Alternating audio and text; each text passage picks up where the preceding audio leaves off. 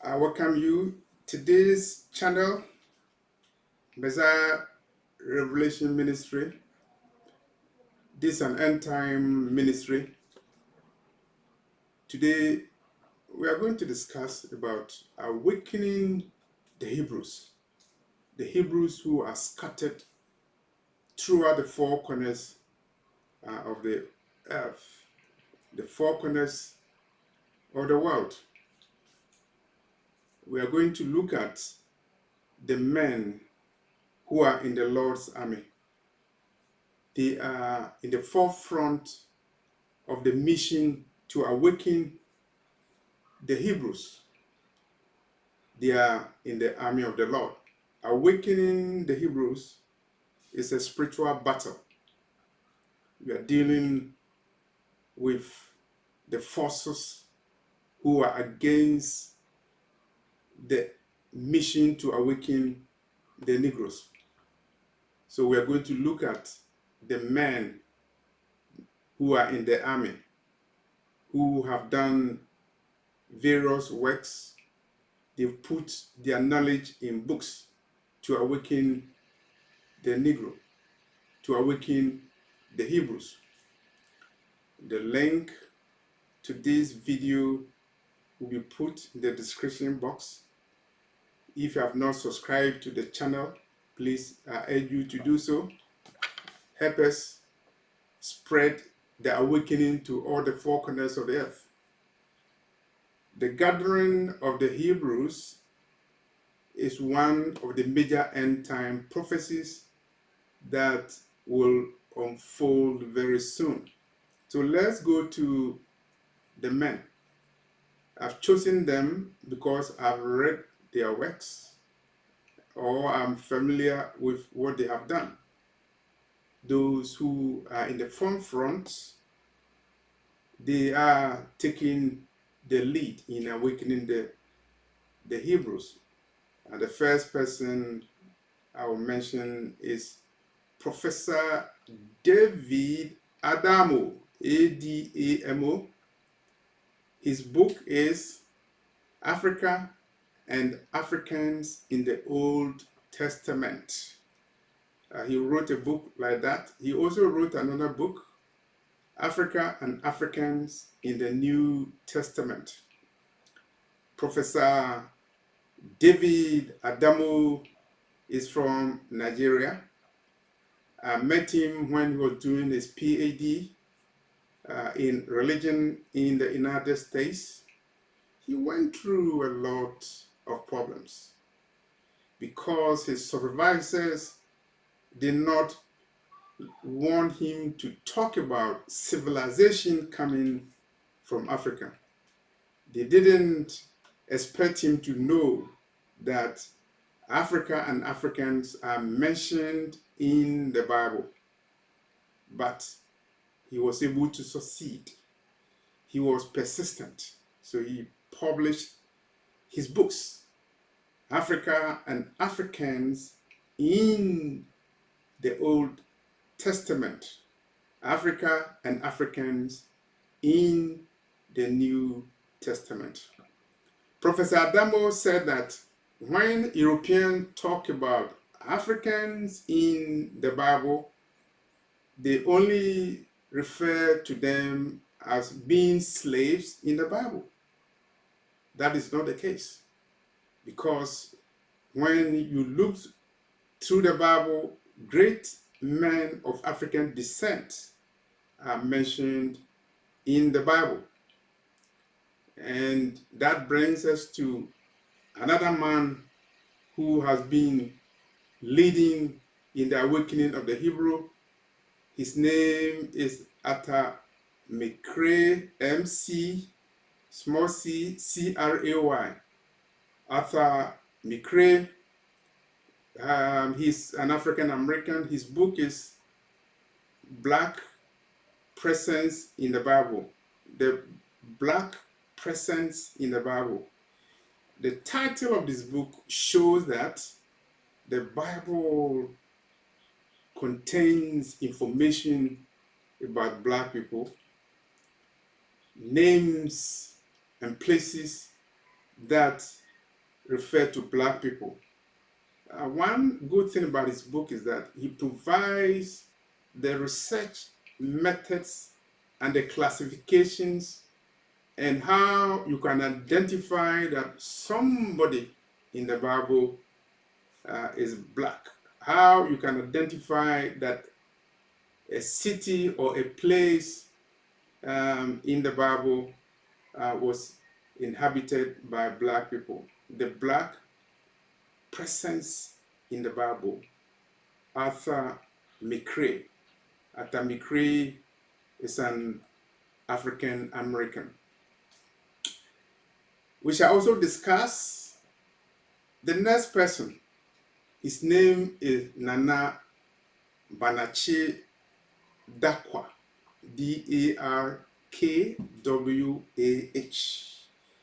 Nana Dakwa is a Ghanaian scholar, and he wrote a book. The title of the book is The Africans Who Wrote the Bible.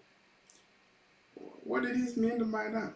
Yes, you had it right. The Africans who wrote the Bible. Who wrote the Bible? Is it not the Hebrew prophets? Yes. Moses included? Yes. Ezekiel, Daniel, Jeremiah, Paul? Yes. Professor Dr. Dakwa from Ghana, he said that the people who wrote the Bible are Africans. His book is very, very informative. And when you read his book, you will know the contributions that black people made in the church, in the Bible, including the fact that it was Africans, dark-skinned people, Negroes, who wrote the Bible. What can we get from that?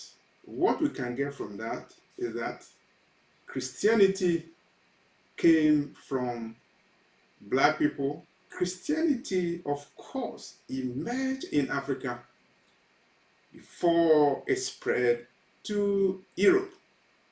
There was a Christian church, an African church, before the Roman Catholic Church.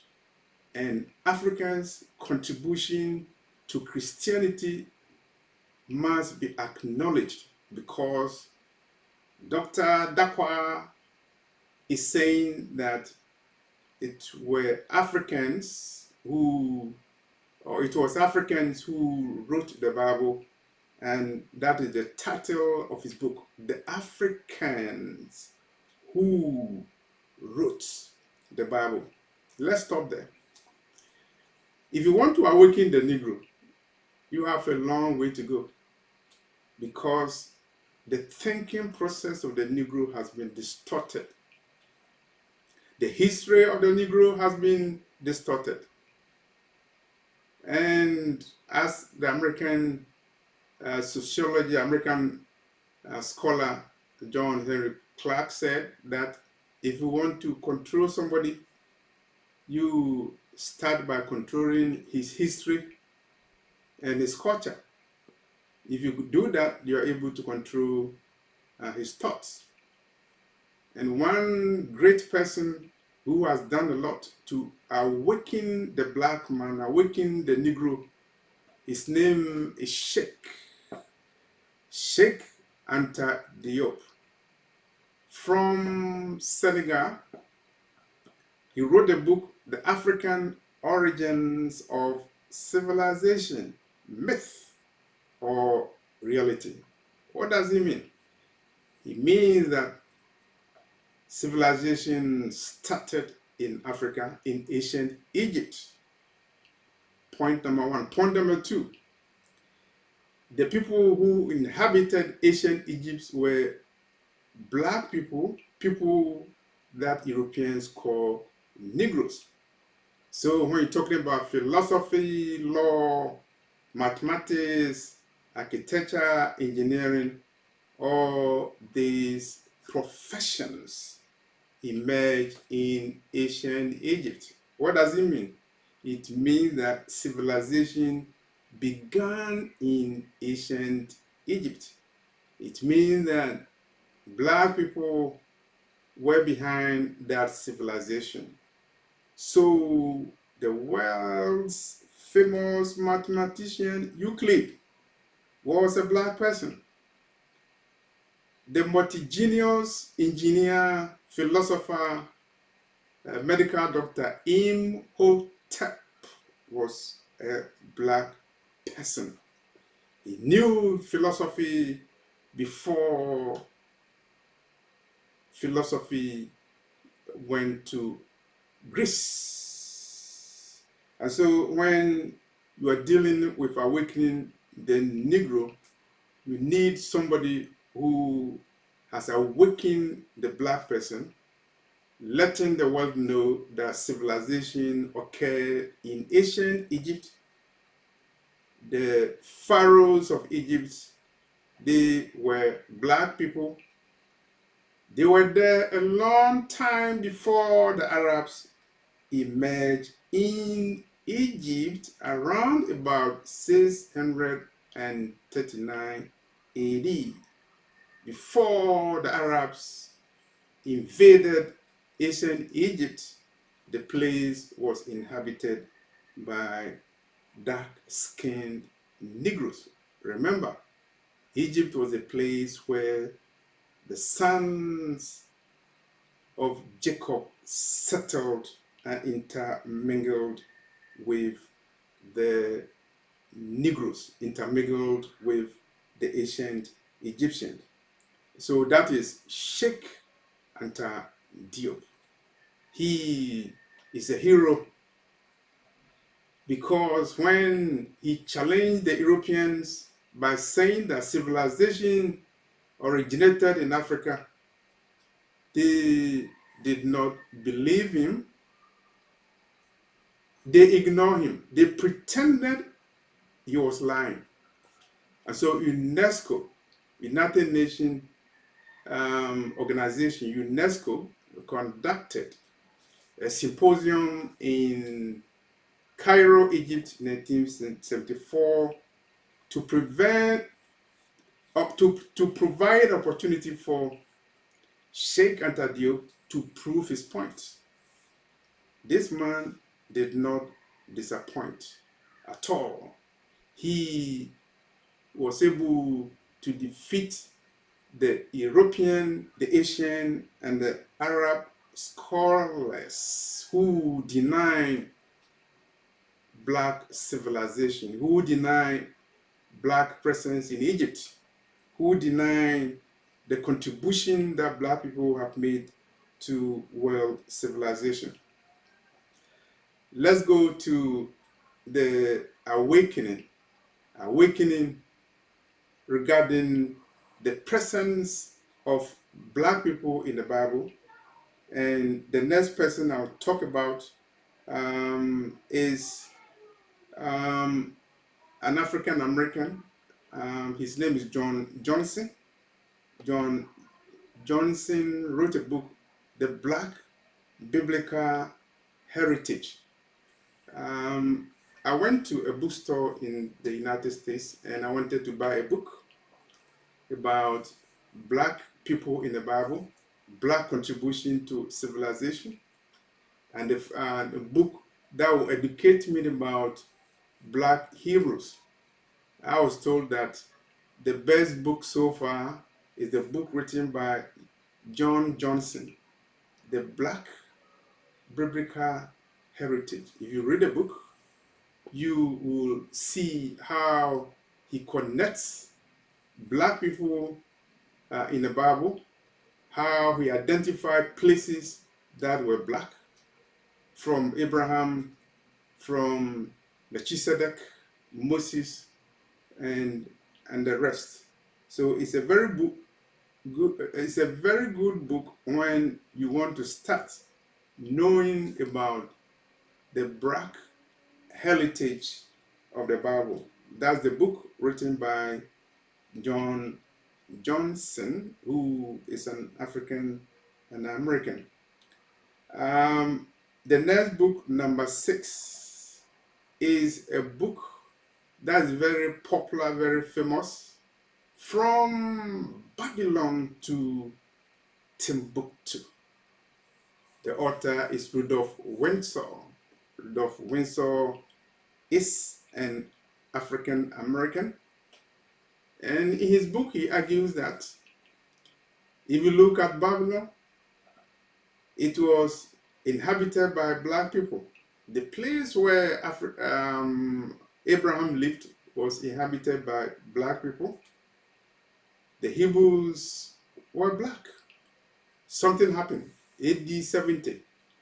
The Romans conquered Jerusalem, and the Hebrews, they fled. They were scattered around the world. They were pushed to Africa. They ended up living in West Africa around Timbuktu. So that is the title of his book, From Babylon to Timbuktu. As we are talking about Timbuktu, you must know your history as a Hebrew. When there was no university in Europe, when there was no Harvard University, no Oxford University, no Cambridge, there was a famous university in Timbuktu, University of Timbuktu. Timbuktu was the center of learning, center of civilization, center of research. And so if you hear somebody telling you Africa doesn't have any culture, Africa doesn't have any heritage, the person is ignorant about history, or the person just doesn't want to acknowledge Africa's contribution to civilization. The person doesn't want to accept the fact that when Europe and the rest of the world were in darkness, Africa had seen the light.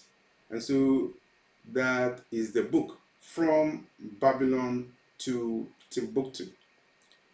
The next book I will talk about is a book written by Dante Faustin, Fortson, Dante Faustin. Let me show you a copy of the book. A copy of the book. The title of the book is The Black Hebrew Awakening, the final 400 years as slaves in America. Dante Faustin is an African American, and his argument is very simple. He's saying that if you want to prove that you are the chosen people spoken of in the Bible, you must prove that you fit the prophecy that the Hebrews will be strangers. They will be scattered to a foreign nation for 400 years. Dante Faustin wants to awaken the Africans who were taken into the United States as slaves, spending 400 years in America from 1619 to 2019. The 400 years are over, and the African, the one that they call a Negro, must know his or her history. The Black Hebrew Awakening,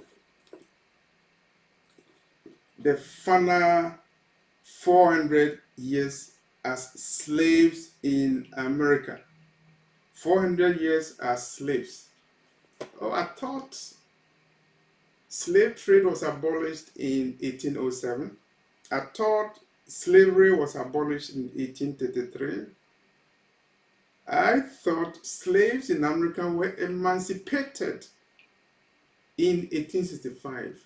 No, Dante Faustin is talking about the servitude of the Negro that has gone on for 400 years in the United States. That supports the fact that the chosen of God, the people of God, the Hebrews, the true Hebrews, are the Africans who were enslaved and were shipped into Egypt, United States during the transatlantic slave trade. So that is the awakening which is being done by Dante Faustin. Dante Faustin uses scriptures to prove his point by point. From Genesis to Revelation, he uses scriptures to prove that the true Hebrews are the slaves who were transported to the four corners of the earth as a result of the transatlantic slave trade. Dante Faustin focuses his work mainly on the 400 years of slavery in the United States. In addition to Dante Faustin, I would like to comment on the work by a gentleman also from the United States. His name is Ronald Dalton, and his book is From Hebrews to Negroes. And let me show you his book, Hebrews to Negroes. Dante Faustin has written a very comprehensive book, Awakening the Negro. Personally, I think he has done the most comprehensive work in this field than any person that I know.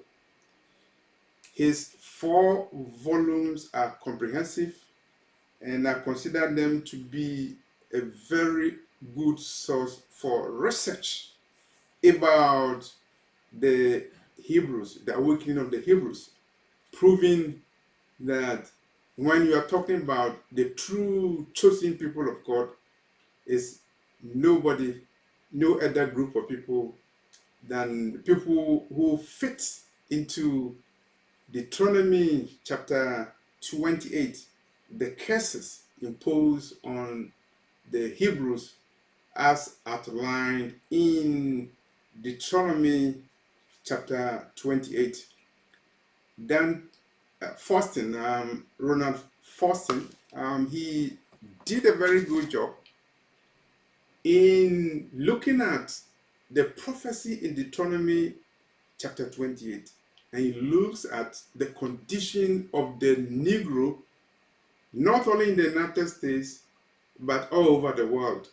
That confirmed that the true Hebrews are the Africans who were enslaved and they were scattered to all the 4 corners of the earth. And he has thousands and thousands of evidence and documentation and research to debunk the theory that the people who have gathered in Israel now through the 1948 Balfour Declaration are the Jews and the chosen of God.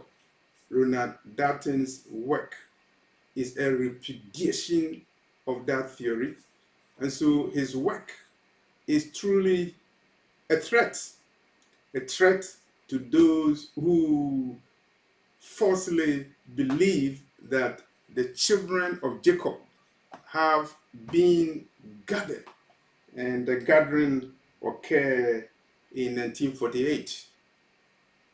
Ronald Dalton has done the most comprehensive research, 4 volumes, and he talks about so many other issues happening in America, happening in Africa.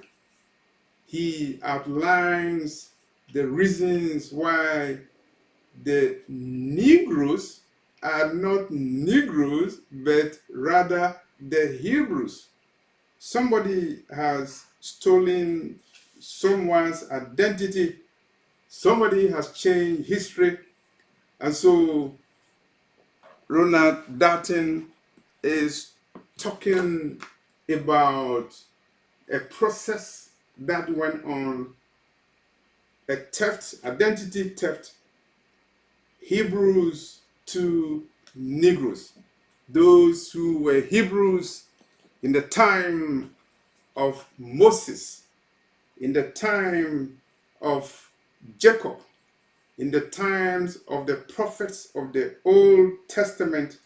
These people are now called Hebrews. And it is not surprising because Ronald Darton talks about the prophecies that the children of God will be captives. They will be sojourners, they will be strangers in a foreign land. They will forget their history. But lo and behold, a time will come when the Most High, at his appointed time, will gather the outcasts of Israel and the dispersed of Judah. So I would comment and I would say that personally, I believe Hebrews to Negroes is the most comprehensive record of the awakening of the Hebrews in the end of this. Congratulations to Ronald Dalton. We're talking about the awakening of the Hebrews, and two gentlemen also have looked at the Hebrews in Africa, and one of them is Stephen Jacobs. Stephen Jacobs is a Jew, and he wrote a book, The Hebrew um, Heritage of Black Africa, the Hebrew Heritage of Black Africa. Black Africa. Why Black Africa? Why the word black? Of course, the Europeans have divided Africa into two, white Africa and black Africa, and they want to separate black from white. Stephen Jacob is saying that if you look at black Africa, you see evidence of Hebrew heritage over there, and he talks about so many of the tribes, black tribes in Africa that have Hebrew heritage. His companion, Joseph Williams, also wrote a book, Hebrewism in West Africa. So as Stephen Jacob is talking about Black Africa as a whole, Joseph Williams is talking about Hebrewism in West Africa. And for those of you who are not aware of the history, the kingdom of Judah was located in West Africa as a result of what happened in Jerusalem with the Roman invasion of Jerusalem. The Hebrews fled to Africa and relocated in a place called the Kingdom of Judah in West Africa. The Europeans called the place the Slave Coast. And from there, they were shipped as slaves to all the four corners of the earth. So if you read the book Hebrewism in West Africa, Joseph William talks about the similarities of the cultures of the people in West Africa as compared to the cultures that occurred, that existed in ancient Israel. So similarities of culture between the Africans and the people in the Old Testament, and that is a proof that the tribes in West Africa are originally Hebrew, not by conversion, not by DNA, through the bloodline. And he was interested in looking at the comparison between the Ashantis in Ghana and the people in Jamaica. And he saw a lot of similarities. As we are aware, the Ashantis in Ghana are a Hebrew tribe, and there's evidence that a lot of the Ashantis were shipped to Jamaica. And so there is a historic link between Ashanti and Jamaica. And so if we are saying that Ashantis are Hebrews, it presupposes that the descendants who were shipped to Jamaica are also Hebrews. We're talking about Hebrew awakening, and I've mentioned African scholars who have done their work. I've mentioned African American scholars who have done their work. I also mentioned people who self-identify as Jews. Probably they are white and they are not black, but they agree that there are people who are Hebrews and others who are not. And so I will talk about two of them. And the book we are talking about is called The 13th Tribe. And that book was written by Arthur Koestler. And the book, The 13th Tribe, shows that there are people who call themselves Jews. They are not Jews. They are from the region of Gaza. So the Gaza Empire has a heritage, a Jewish heritage, and that is not the original Hebrews spoken of in the Bible. So if you want to read, the book is The 13th Tribe. The author is Arthur Koestler, and you will notice that those who call themselves Jews are not Jews. The other book following similar argument is called Facts Are Facts. Facts Are Facts. The truth about the Khazars. And this book was written by Benjamin Friedman. He is a Jew. And he said that the Jewish descendants of Khazars are not true descendants of Judeans. It means that those people who call themselves Jews are Khazars. They are not true descendants of Judeans who are the original Hebrews. So the war to awaken the Negro is fought not only by the Africans born in Africa, it's being fought by the Africans whose ancestors were shipped to America, and the war is being fought by people who are Jews who are telling the truth. So this is what I call Jews leading the truth bomb. The truth bomb has exploded. And so we see the awakening coming from all the four corners of the earth, including people who self-identify as Jews who are saying that there are those who say they are Jews, but they are not. I cannot forget to remind you that when we're talking about the awakening of the Hebrew, the first person to do the awakening was the Lion of the tribe of Judah, Yeshua, Messiah, Jesus Christ. And there was a time that he was given a warning in Revelation chapter 2, verse 9. Revelation chapter 3, verse 9. He was referring to the blasphemy of those who call themselves Jews but are not, but are the synagogue of Satan. So, as we are talking about the warriors, we're talking about the soldiers in the Lord's army, people through whom the Lord is awakening the Hebrews scattered all over the world. I would say congratulations to all of those people who are doing the awakening.